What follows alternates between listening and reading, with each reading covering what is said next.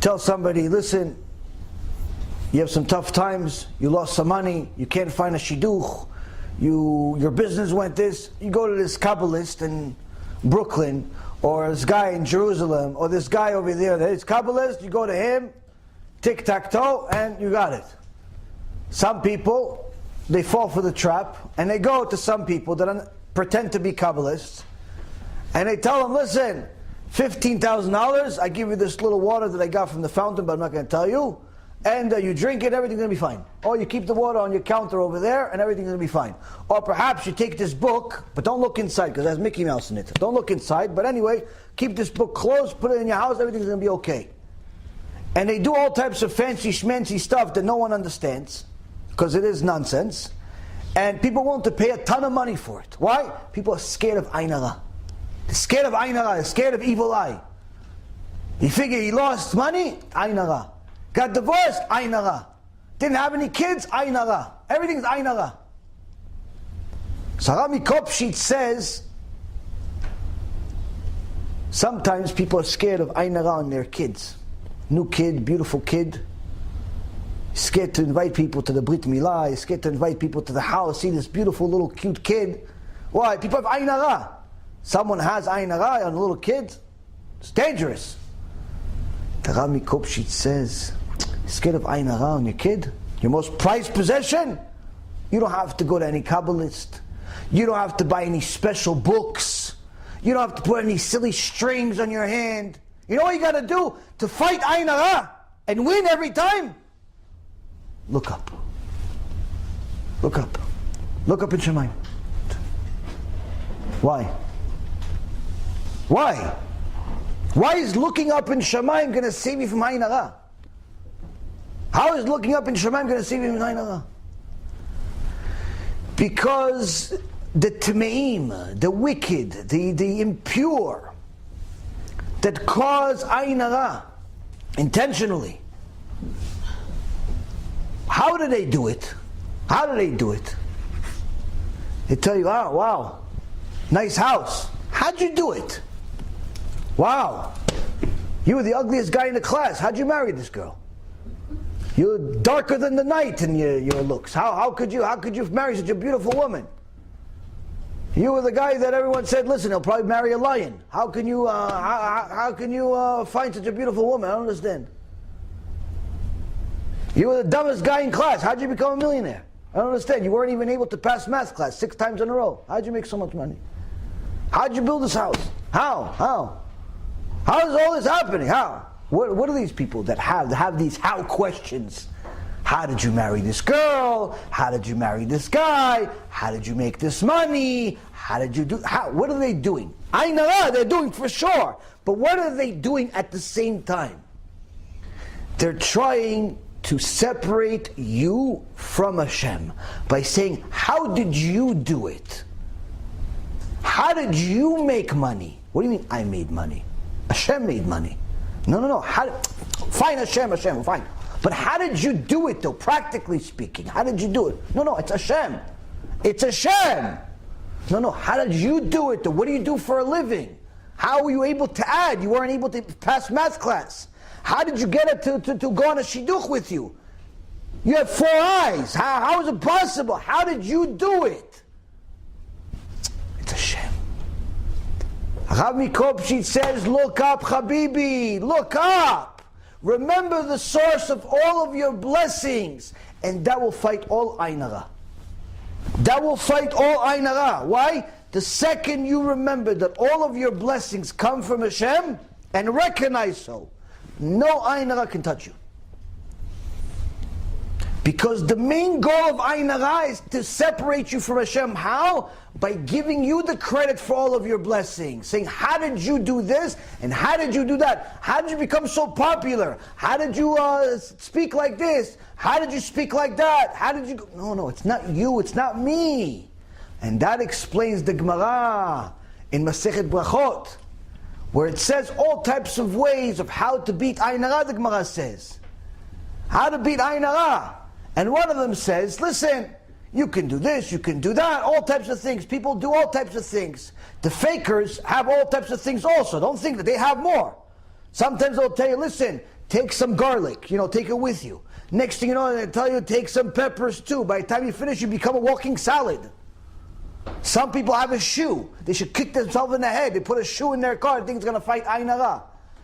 Some people put a string. Some people, all types of weird things. But the Gemara says give legitimate strategies. But then there's one strategy that is difficult to understand. And the Chachamim argue about it. He says, listen, you're scared of Ayn Hara? Just say the following statement, which in so many words means the following. I am such and such, son or daughter of such and such, and I'm of the descendants of Yosef HaTzadik, who is above the Ayn Hara. So the Chachamim say, listen, Chazaku Baruch on this skula that you have here, that you can overcome Ayn Hara by saying that you are a descendant of Yosef HaTzadik. But between you and I, you and Yosef HaTzadik are related like he's related to a lion. What are you talking about? You're the tribe of Reuven. You're the tribe of Yehuda. You're the tribe of Benjamin. You're not the tribe of Yosef. So how can you say you're the tribe of Yosef? Well, everybody's the tribe of Yosef. So what's the pshat? What's the pshat?